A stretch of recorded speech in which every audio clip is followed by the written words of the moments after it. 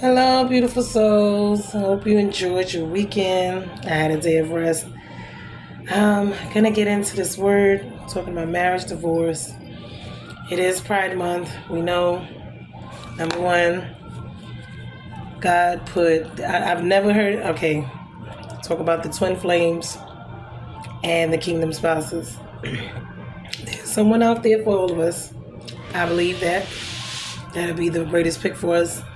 Do I see specifically in there where they say we actually have a twin flame or we actually have a kingdom spouse? I don't see it anywhere. I just don't. I've looked up kingdom spouse. I've looked up twin flames. I looked up all of that in the Bible. I have yet to see anything about it. So I'm sorry, I cannot necessarily vouch for it because I don't necessarily see it in there. I know me myself being a married person, and you can get it right, you can get it wrong. Do I think that maybe God has a person that might be good for you? Yes. But it could be anyone. You see what I'm saying? It's up to God. So I don't really want to delve into that because I'm not sure. But I just didn't see it. So don't quote me, but I didn't see it. What I do know is God made one man and one woman. Not Adam and Eve. Not Adam and Steve. People can argue all month. It's Pride Month. I get it. I understand. It is not that we don't love you. God doesn't love you. It's just what you're doing is wrong. It is an abomination. It's a curse. It's a sin. And we're not going to sit here and make it seem like it's not. Even when it comes to nature itself, we can argue all day about the word and what God said and the commandments and everything else. And the Sodom and Gomorrah being destroyed, what we must understand is our bodies naturally are born and made the way they are made. So you can go against God, and even doing that, that's not a good thing. We must understand He's our creator. But on top of that, you're going against nature. Your own body is going to reject certain things because it's not supposed to be. So we could sit here and we could argue about this all day, about a man being a man and a woman being a woman, and them both being. Two men can't make a baby, two women can't make a baby. They doing all this stuff with science trying to, and they still can't because it's not going to happen. It was never meant to be.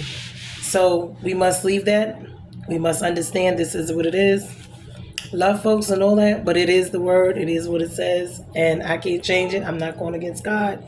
You can go talk to God about it yourself, but I know what it says in the Bible, and that's just that.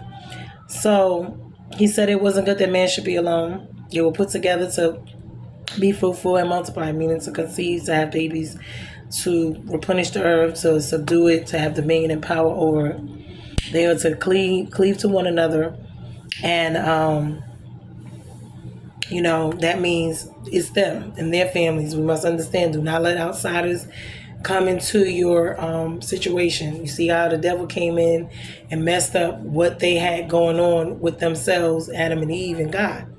That's another thing that I wanted to mention, because a lot of times in marriages, it's a lot of outside stuff that comes in. Anything outside of God and you and your spouse is not a good situation, okay? Especially if they don't mean you no good and you see that what they're doing and saying is not meaning any good. Now, we're going to get into it because Genesis 2:18, God says it's not good that man should be alone. Genesis 2:24, leave your mom and, mom and dad and cleave to his wife and become what? One flesh. Now, we must understand, back in the Bible times, we must understand also being a virgin. They paid dowries, they held ceremonies, and they were virgins. You were not having sex outside of marriage, period. Sex outside of marriage is considered fornication, which is also a sin. It's also a curse, and this is why we have all these sexual demonic stuff going on, and a lot of it is sins because your soul and your spirit gets tied to these things. That's number one. Number two, if you are married and you are sleeping around outside of your spouse, that is considered to be adultery, and that is an offense that is punishable. Back then it was punishable by death. On top of that, it is reasons for divorce. So you do not have to put up and or stand for adultery. People will tell you to sit there. No, you got diseases, you got other soul ties. I don't care if you're married and with the Lord or not. God did not call you to do that, because it says it straight in His word. Do not let people fool you. You don't have to sit there and tolerate it. Once their flesh is tied to someone else's, you do not have to sleep with them. You do not know, because you're breaking the covenant. These are covenant and altars that are built with God, vows that they have taken. And God honors them. This is why when you marry someone, regardless if they're saved or not, God honors the marriage. Why? Because it is a covenant. It's a vow that you both made. The problem is we don't keep God, put God in it and keep him in it. We go looking for people. We do what we want to do. We don't consult God about if this person is the right person and these type of things. This is, now back then it was customs and different things that they would do. And they would, this one with that one and this one with this one. And this is what they would do. The families would get together, pick and choose depending on what was going on. And the monies will be exchanged, the ceremonies. But we must understand something. On the day of the actual marriage, okay, we must understand the actual covenant itself is the blood covenant. That's why everything's in the bloodline is considered blood ties, soul ties, spiritual ties. Because the way the marriage was consummated is once they had sex and the hymen was broken and they brung the sheet out and they waved it with the blood on it to show that she was a virgin. So, and then if she wasn't, a lot of times they would stone her, get the dowry back. It was a lot of things. That's why I said this stuff here is serious. People take adultery and they take these type of things, sexual sins just in themselves, sleeping around, all these type of things. Understand something, it's not. And this is why we have a lot of problems even when we do decide to get married. I myself was married, so I'm giving it to you from a standpoint. I have 4 children of my own. They are grown. I have a grandson about to be 7. I myself am still legally married. I got married back in 2015. Me and my husband are separated, but we have been together. We would have been together since 2012. So that's a long time, but we have been separated since 2019. So marriage is something that I take seriously and it's a ministry. It's not nothing to take lightly. I've only been married once. I had 4 kids when I met him. So this is what I'm asking, because adultery was a part of our situation. I want to know for myself, because a lot of people say you cannot remarry, you can't remarry. But at the same token, God will not call me to be in a marriage while I'm being, adultery is going on and I have to just sit there and accept it. Okay. And even with abuse, this is what I hear a lot of people, you cannot remarry, you cannot this, you cannot divorce. There has to be some type of a remedy, because God is not going to, those things are from the devil. God is not going to allow you to sit there and be with a man who's going to beat you to death, because that's enslavement. And that's another part of this.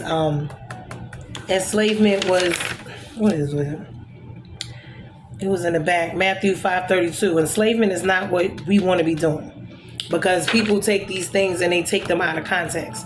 So I'm breaking it down. I know Moses said that we were able to get a divorce back then, and then Jesus came back and he spoke on it again. So we're going to talk about it. So, okay, in Ephesians 5:22, we're supposed to submit one to another. Now, understand something. They always quote, the wives must submit to the husbands. Yes, we are. But it says we're supposed to submit to one another as well. And the husband's supposed to love the wives as Christ loved the church. That's also in Ephesians 5:25. People like to leave things out. It's convenient. When someone is controlling, dominating, we must understand Christ is the bridegroom. The church is the bride. He laid his life down. He always provides. He always protects her. He always do these things for her. He is meek. He's gentle. He's kind. When it's time to be, forceful, he is, and give out judgment. But see, this is and he handles the responsibility of his children, of having the crown, the responsibility of the household. And so a lot of times in this world we're living in right now, we're seeing the total opposite. And this is why, because it's cursed and we're not going by the original biblical way of living in life. So we can sit here and listen to people give us all these, situations on panels forever and a day about love, relationships, and everything else. But it's a curse. It was a curse between Satan and Eve, and it also was a curse between Eve and her husband to have enmity towards each other. So they're going to be having issues. Why? So we need to get with God and have him in the middle. This is the only way that us and our love is going to flourish, grow, and do what it needs to do. Why? Because God has to be in the middle for him and for her. to deal with them separately and to deal with them together in order for it to work. That's why a three-string cord is not easily broken. So let's get into it. Okay. So you are allowed to divorce. 1 Corinthians 6:9, sexual immorality. Okay? This is for people, like I said, adultery, meaning any sexual immorality is sin, meaning adultery. Because if you're married, it's adultery. If you are single, it's fornication. You're supposed to be a virgin until you get married. So this is what those two are. Either way it go, it's still a sin. Then divorce. Okay, so when it comes to unbelieving spouses, you do not divorce them because you're married to an unbelieving spouse. Like, even in the Bible, really, divorce was the only main reason, adultery was the only main reason that you were able to get a divorce. Because outside of that, you really wasn't able to. But I do believe there's something in there, because if the person is being abused and their life is at stake, I don't believe God would allow them to stay and that just be, their situation, because that's not of God either. But also, when we get further down the line, God does hate divorce. Why? Because it was not originally the plan. It was not the God original ordained plan for us to be divorced. But because we are prideful, wicked, and cursed, and have all these things going on within ourselves, lust and pride, and these things are not love. They're not of God, because the love of God, which is charity, is love, kindness, faith, hope, gentleness, long suffering. What else is it? These are the attributes of love. Not self-seeking, not keeping wrongdoing. So these are the things that are of love, of God. So in Mark 10:4, can we divorce? Then James 2:11 says, do not commit adultery. That is a commandment. Okay, so sexual immorality, you are allowed to divorce. You are. And people do not have to stay. And like I said, remarry. Now, I see in Deuteronomy 24:1-4 that there was something about she got married, then she wasn't married, and she divorced and all this.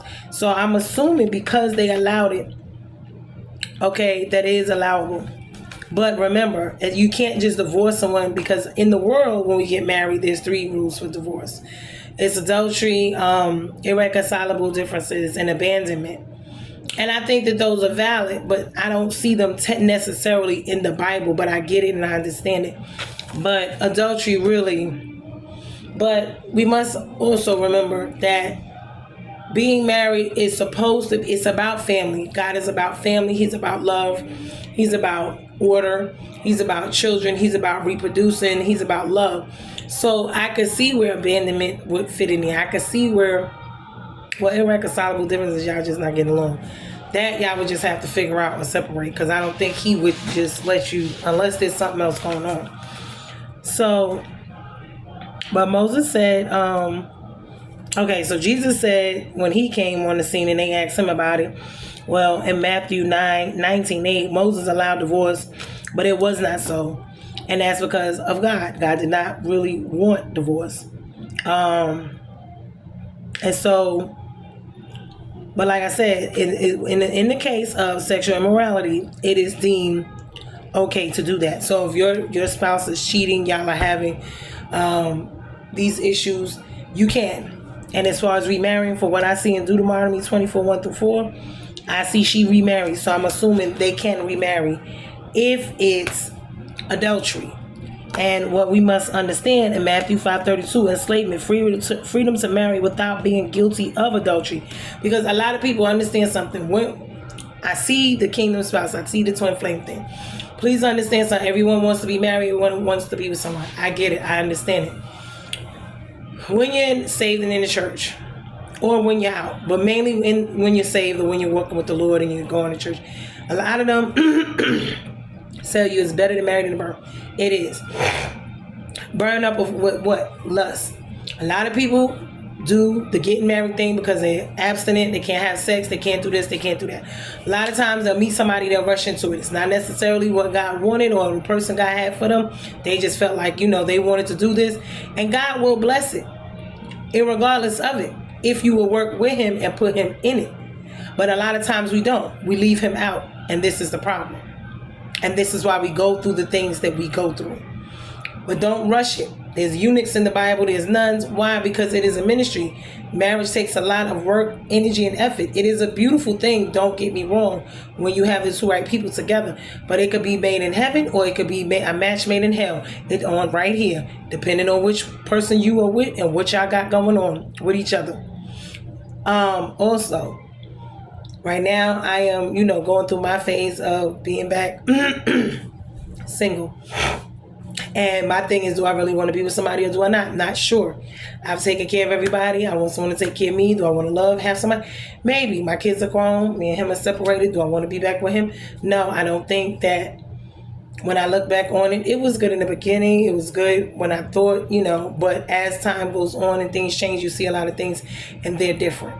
So I'm seeing it from a different perspective now, which is a much better, healthier one as to, I'm getting older. My son's father had passed and I got 4 kids and we're together, rather married than to burn. Yes, let's just go ahead. Let's do it. We've been together all this time. We were in sin at the time, living in sin, living together. That's another thing. You see what I'm saying? So if it doesn't work out and things, a lot of outsiders, us, different things, when you're with God, he will allow you to go through things and it will be a whole lot different. You see what I'm saying? And I just feel like for myself personally, I don't know. Do I really want to get married again? It's like, do I want somebody? Yes, at times. But it's a lot of work. And God has been my husband. He's always taken care of me before all of this. I have my 4 kids. I'm guilty of it as well. Had my first child out of wedlock, my twins out of wedlock, my youngest son out of wedlock. I struggled. I was young. If you, looked at my testimony, you'll see a lot of things that I went through in life. And so being a wife and a mother, and taking care of a husband and kids and this and bills and that and working and career, it is a lot. And not even, going to church on the days, having some form of godliness, like I said, lukewarm, but not really being fully, it's not working. When we got married, God really wasn't a part of it in it. When I say that, I'm talking about a part of it, with everything that's going on. We had his approval. We had our parents' approval, everybody else, but him, God. You see what I'm saying? There's a difference. So I want people to understand. Do not idolize marriage. That's number 1. You can't wait. You can't be by yourself. The best time is when it's just you and God. Take your time out and let God heal you and do what he needs to do. Get all of the old spirits out of you and all of this other stuff and get you ready, because in different stages of life, different things happen. And when you're younger and your time clocks and timetables, listen, God is not on a timetable. He's not got a watch on for you to get married, do this at such. See, we are. And we go by the world and people and all these other things. And this is why we want to base everything off of this, that, and the third. Because marriage is a ministry. It's about more than finances. It's about a whole lot more than that. I promise you, finances is a part of it. It's not about just finances. It's not just about sex. No, when your mother is sick, your daddy is dying, when you are sick, when your spouse is sick, these are things. Is this person going to be there to, help take care of you, like it says, in sickness and in health, till death do us part? Are they going to walk away? Are they going to cheat? Are they going to lie? Are they going to do different things throughout the marriage? You see what I'm saying?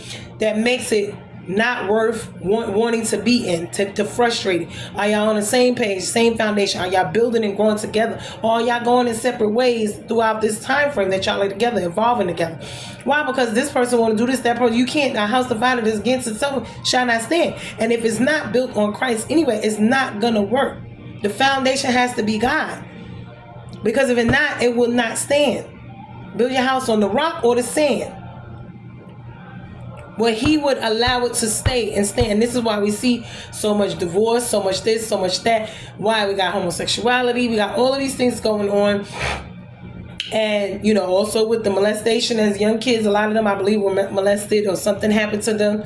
The mindset, a spirit got into them, whatever it is. And that's the childhood innocence was stolen. That's sad because that happens. You know what I'm saying? To make them think that they're supposed to be a man or a woman or like the opposite sex. A lot of times that is it. But I know for a fact it's a spirit, it's a mental spirit or actual between the mental mindset and the actual thoughts in their mind and the actual spirit itself of lusting for the same sex, and it's not of God. So we must understand this, and I know that this is Pride Month and they got all of this going on, but like I said, you cannot make a man a woman and a woman a man. You cannot procreate that way. So I'm just saying this to help anyone out there, because I've been there and I've done that, and getting into it is easy and getting out of it is a lot. And when you do become one flesh and then you break away, it's a lot with that. You see what I'm saying? And if you've had multiple sex partners, each time you sleep with somebody, it's the same thing. It's the same thing repeatedly over and over again. God has to cleanse you and your body from all of these different spirits inside of you that you have inside of you that you've been intertwining with. That's another thing that makes the marriage hard, because when it's just you and them, and y'all are both virgins and y'all meet and y'all just dealing with each other and y'all become one flesh. When you become one flesh with another person and y'all been sleeping around and y'all becoming one flesh with all the other fleshes you become one with. And on top of that, we must understand between babies outside of marriage, and we're not even going to talk about the babies, but we're going to talk about STDs and all type of things, sexually diseases, as well as sexually transmitted spirits. Spirits you pick up from other people that come in. And this is why people say, oh, well, if someone cheats, you should stay. Not necessarily. Those are grounds for divorce. You do not have to stay. You do not have to be bothered. If you're getting beat on, you do not. It's certain things that God is not going to enslave you to. Okay? And you can divorce under those grounds and remarry. Sexual immorality. What is that? A sin. That is what? Adultery. That is what? Your spouse having sex. Any outside activity outside of your spouse, that's what that is. And once they actually sleep together, it's a wrap, So, but if their mind is already there, because a lot of times, we take these things lightly and we do not understand. So we need to understand what is actually happening here. And God is showing us. This is how you get blood covenants. This is how you get all of this stuff going on, these generational curses that goes from first, second, third, fourth generations of what's going on. You could be, dealing with demons and demonic forces from your parents or from their parents. You see what I'm saying? And not only your own that you're starting now, the seeds you're planting for you and your children, your children's children. So we got to be mindful of these things, people, because it is serious. These are things that God really looks at. It is a commandment. We must understand. And I'm understanding why he made these commandments and the fact that they are, you see what I'm saying, very important to our lives as to what he wants and why he wanted and why he wants this way. And it's to protect us from what's out there. It's not that he don't want us to love and have life. No, he made sex. He made marriage. He loves it. But the way it's done, the motives, the intentions, all of the evilness behind it. And see, a lot of us in America, we don't even get dowries. We just run around sleeping with everybody, and especially the black community. They don't even pay no dowry for us. They pay dowries and all these men talking about all the, no, you have a ceremony, you have a dowry. They have to get together with the parents and talk it over first. All of these things before all of that even happens. You see what I'm saying? You don't just meet somebody, go sleep with them because you like them and the butterflies in your stomach. Because your feelings and your emotions will have you jacked up all the time, because they change from day to day. And as y'all grow and move and live together and things change, what was exciting one day is not. That's why it can't be based off your emotions and your feelings. This is a covenant. This is a commitment. This is a vow that you have made, not only to yourself, but to God, to your spouse, and to your children, because they're there in the household. This is a ministry. They're watching both of you. He, as the man, is supposed to be the priest in the household. He's supposed to handle his position, his role as the man, as the priest. And the wife, she's supposed to handle her role, and they're both supposed to work together and bless themselves, God, and the children. and not be a curse to them, because either you're giving blessings or curses when it comes to your seed and what you're seeding and what you're putting out there to grow. And you're going to reap whatever you sow. You sow oranges, you're going to reap them. You're not going to reap bananas. You're not going to reap apples if you sowed oranges. You're going to reap whatever you sow. And the thing with the kids watching and seeing, and they're seeing how the turmoil in the households of the baby daddies, the baby mamas not being married, this, that, and the third. If you look at society in this world, and these people sit here and try to give us all of these answers to how things are supposed to go and why it's this way. And it sounds wonderful, the knowledge of man. It sounds great. But the wisdom and the knowledge of God will always surpass our understanding. And what he has done with these commandments and set them the way he did, when we look at everything that's going on in this world and with Satan and what he's doing and what we're allowing him to do in our lives, we must understand it's our own fault. We get angry with God about things that we do ourselves. We take it upon ourselves to know more than God, to say we got this, we do this, and we leave him out. He the creator. He created us and everything. He knows us. He knows everything about us. He's the manufacturer. How are we going to argue with the manufacturer about what we got going on? We just live in these bodies. But he knows us. He sent us here. So this is how things get to be the way that they are. And the more we argue and go against God, this is why the world and Satan loves it, because he loves to do opposite everything in this world of what God wants. Why? Because he hates us. He hates God. Why? We're in the image of God. God kicked him out of heaven. This is not what he wants. He's going to torture you, torment you your whole life. Why? Because you look like God. He hates God. He hates the fact that God loves us and we're allowed to go back to the kingdom as long as we do right here on earth. Yes, we are. So we must understand these things. While we're going against what God says, we might want to take a sit down and really go through his word and look and see what it is he's saying, why he's saying and doing these things. And when it comes to the innocence of the children and them watching and us, it's generation after generation, and it's sad. And their blood, their innocent blood, is on our hands. God is going to hold us responsible for all of the stuff that goes on in this world. Whatever position and role you have in this world and in this life, being a man, being a husband, a father, being a wife, a mother, you're held accountable, because that's your household and that's your ministry. And this is why it's so sad when people and couples divorce and people sit around and they laugh and they think it's cute and it's funny. I myself have, I'm not actually divorced yet, but it's just the tearing up of not only the household, the time, money, energy, the love, the everything of what a family is. It rips it apart because we all became one. Now we're tearing it all apart. That's like a live death. Something happening, a person that you were with, and now y'all are grieving. Why? Because you're grieving over the actual marriage itself. It died, but and y'all are still both living, but it's gone. And you have to grieve over it. Why? Because this was your life. You know what I'm saying? You invested so much time, money, energy, effort, everything into it, into the kids, into the, the husband, the job, the this, the that. And it's just rough. It's hard. It's very, and it makes you look at it differently. And I don't want to sit here and say, well, I don't want to, I don't never, and and I would never tell anyone else not to, that I would not, because it's a beautiful thing if you can do it and have God in it. If you're not in a rush, if you're not just picking and choosing because you want to have sex, you want to, get married because everybody else is doing it, or you want the big wedding instead of the marriage, you know what I'm saying? The wedding is just the day. The marriage is what I wanted. The marriage is every day. That's the regular, everyday, schmegular, right? It lasts a lifetime. Someone to go through and do life with, instead of just the day when you all get cute and fancy and y'all, that's it. There's one day and it's over with. The ring that is, the stupidity. And it's the, petty stuff that we want to show off and what. No, because the marriage is the everyday stuff. You see what I'm saying? When the kids are sick, when the bills is due, when work, when cleaning and cooking and this. Yeah, that's the everyday. It's not what you think it is. It's a beautiful thing. Don't get me wrong, but it's a lot of work. And you're going to get out of it what you put into it. You don't put much, you're not going to get much.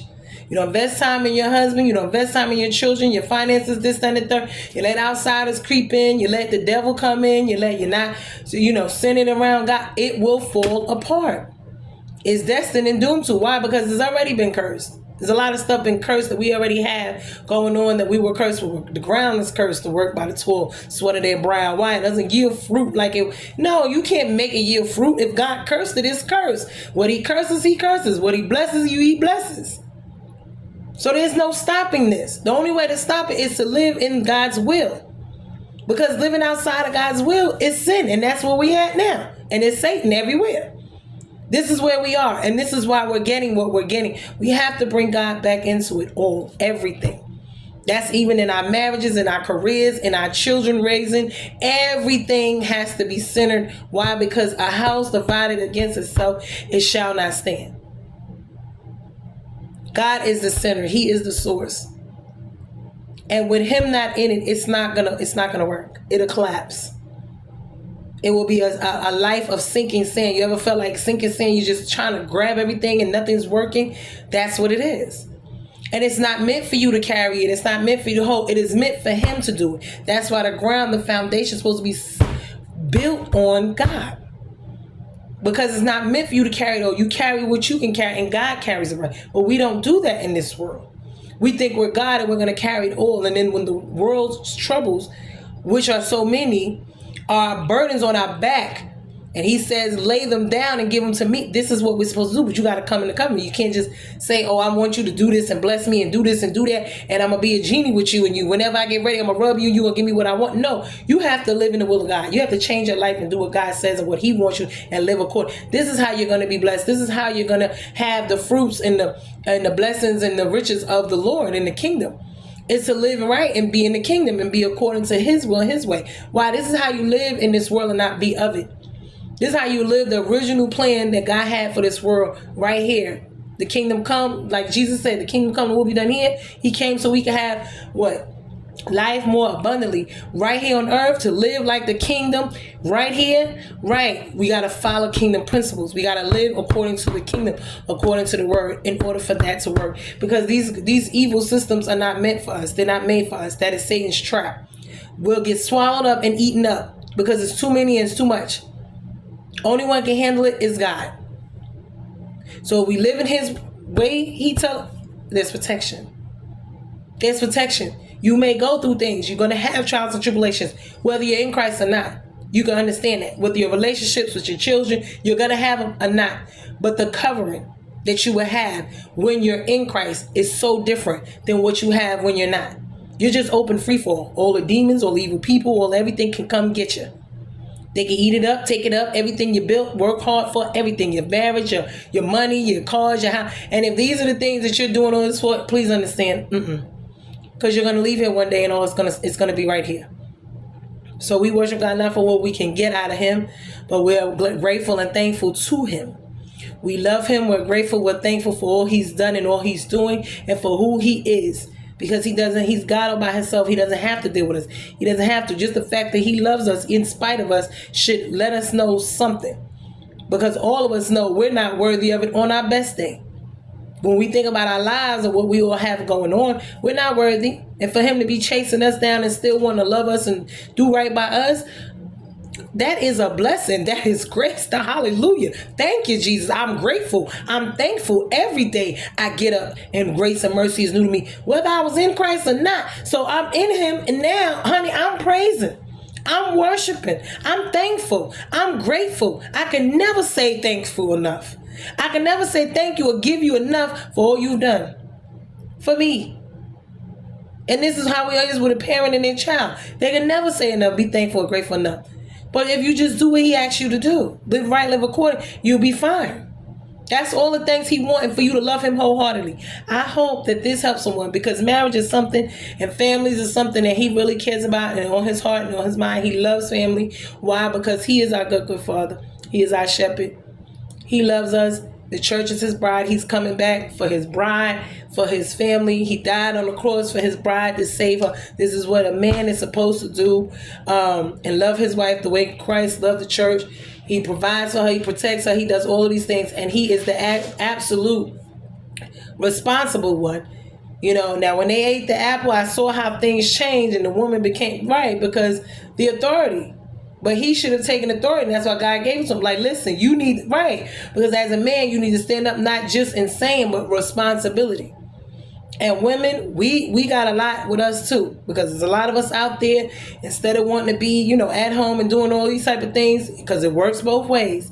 We must understand, if you want to be a wife, you have to be a wife when they meet you. You have to be ready to do wifely duties before even man. I don't cook and clean because of my husband. I cook and clean because I have to, meaning that's who I am as a person before I even met him. So if you're just doing these things just to get somebody, what's going to happen is, once you get together and the mask fall off, because usually y'all meet each other's representatives anyway, you don't meet the real you. Everybody, bossed up, this, that, it's not going to work. The real you is eventually going to show up. And that's with everything. And that, listen, either it's going to be a good situation or it's not. Everybody have their own motives, means, situation, manipulations, all of these things as to what they're trying to do, why they're trying to do it. If it's about money, if it's about this, listen, it has to be about more than that. Because money will come and go. Your looks are going to come and go. Honey, your body, the way you look, finances, your health, all of these things eventually going to come and go. Okay, you're not going to look like you did at 40 when you were in your 20s. A lot of people trying to do that. And honey, listen, they following them celebrities.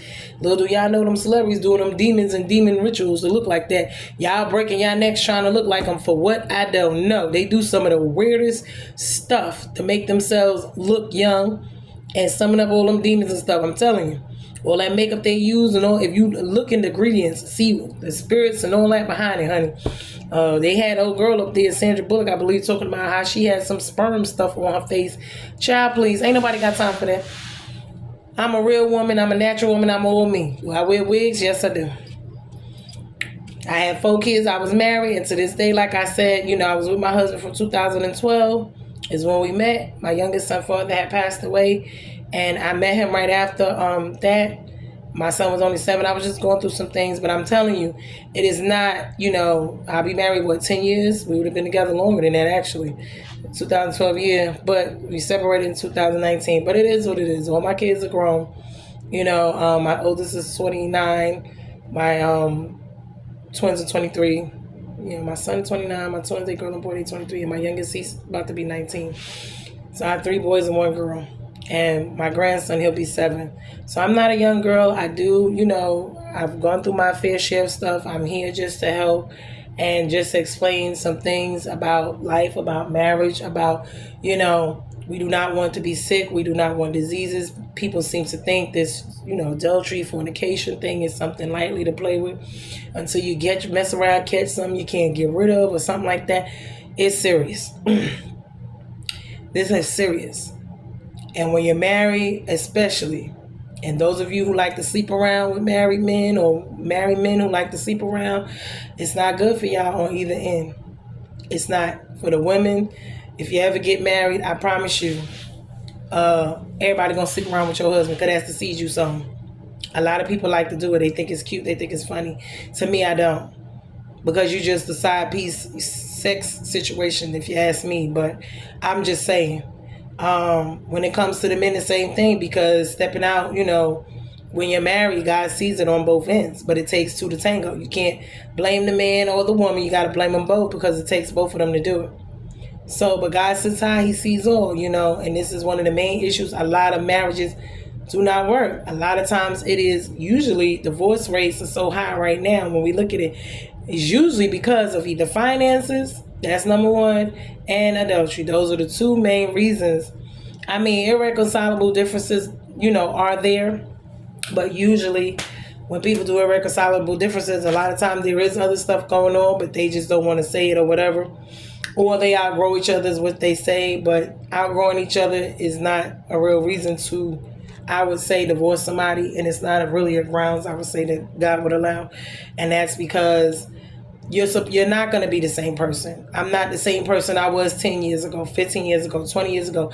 And I'm not supposed to be. If you're not growing and maturing and evolving, that's the definition of living things. To live, to grow, to move, and change. Then you're dying. You're just dead. That's the definition of dead things. They stay the same, stay stagnant. But you have to have grace to grow together throughout these changes on both ends. and along with your families, because they're growing and they're changing as they're getting older, the kids, your spouse and his family, his siblings and parents, and the wife and hers. It's still, you see what I'm saying? So I hope this bless people, and I hope it gives you some insight. I'm not on here to make money, because a lot of folks on here using this as a job. I'm not on here to make money. I'm on here to help spread what God, is showing me in my own life. My testimony, I went through it. I went through a lot of things, and I have questions, and I'm trying to get answers from God right now, because I'm seeking myself. And I'm just sharing what I have and what I'm learning with you guys. And I'm hoping that it's helping you, in the different aspects of your life, because I've been molested. I've been, domestic violence. I've been, my son's father died. So we weren't married or anything, but I went through, I went through things in my life, that a lot of things, my marriage falling apart, the cheating, the, losing everything, almost dying twice, God keeping me here. I've been through a lot. When I tell you, bouncing back, recovery is nothing, moving forward, rebuilding, starting over, homeless. I've been homeless a couple of times and shelter. Listen, I'm not here to be, this wonderful. No, I've been through some things. And that's the reason why I'm here sharing, because God told me, you can help other people. And that's what I'm here to do, there's someone out there, suicide. I tried to commit suicide. There's a lot of things, that I went through in my life. And I'm not here I'm a regular person like everybody else. God is just using me to help, and, not hold in the knowledge I have to help others, because there's others out there that needs to know these things. Why?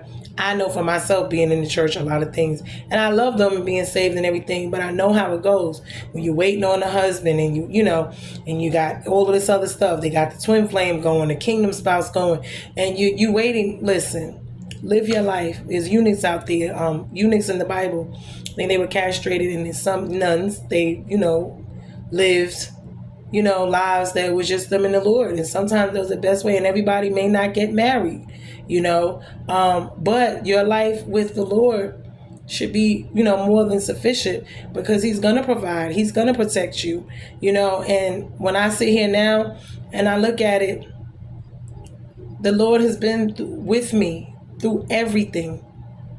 And that's the only one I could say did not leave me or forsake me. Because I didn't have money. I didn't look pretty enough. I wasn't this. I wasn't that. God stayed with me on my deathbeds, when I was in there sick, when I was trying to kill myself, when I was losing everything, when I was being separated from my husband, when nobody cared, when everybody walked away. Everybody, family, friends, kids, husband, everything. And it was just me and God laying in that bed twice in 2020. When I almost died, May 9th and April 19th. May 9th, I tried to commit suicide. I was in it for 3 weeks. And then April 19th is when I had to have my fibroid surgery for the second time, and my bowels collapsed. So I was fighting when everyone else in the world was dying from COVID. Okay, I was in there, and God allowed me to still be here. This is not, something that is for the weak. You see what I'm saying? It's not. This is not a game. This is serious. And warfare, spirituality is serious. Because if you don't be careful, it could take you out of here. You have to fight. You have to be serious. And you have to be on it. You have to be serious with God, serious with yourself, serious about your life and the choices you are making. Because God will save you. He will, yes. But you have to put your foot down and walk with him. The invitation is there, but you have to do your part. So I hope that this bless someone. I really do. Because I love the Lord, and I love him because of all he's done. I praise and worship him all day long. I love him. Why? Because no matter what nobody said or did, no matter what happened, no matter what I did or didn't do, he was there, and he's still there, and he loves me, and he's here for me, and he's doing it all over again, building me back up mentally, emotionally, physically, financially, and more than anything, spiritually. Walking with the Lord, I'm telling you, Get to know him and love him as your friend for yourself. It is the best advice I could ever give anybody in this world. Get to know him, love him, talk to him yourself about everything. When things go in my life, I cry to him. The first person I go to, he don't tell your secrets. All of, please understand, this is not a game, it's not a joke. But I love you guys, and I hope that this message bless you. We are bruised, like I said, bruised and not broken. I've been broken a couple times, but God picked me back up. He picked me back up, dusted me off, and carried me. So I'm here. Whatever he wants me to do, if he wants me to speak, I'm going to speak. He's my provider. I don't need to make money. A lot of people make money off these channels because they come on here and use them as a job. But God told me to come and speak. He's my provider. He's going to provide. He's going to, do it for me. But I love you guys. Be blessed. We're bruised and not broken. And I hope that this message really helps someone. And I'm asking God to touch lives, as they hear it. It's not funny. Do not make fun. It's not a funny situation. It's serious. And just be blessed, okay? In your own life. Think about your own life, your own family, what you want, and talk to the Lord about it, okay? Please. Love you guys. Be blessed. Y'all got assignments. You got purpose in this life, in this world. Somebody's waiting for you. They're waiting for your testimony. They're waiting for you to come and reach out to them and tell them what the Lord has delivered you from. So get serious about it. Love y'all later.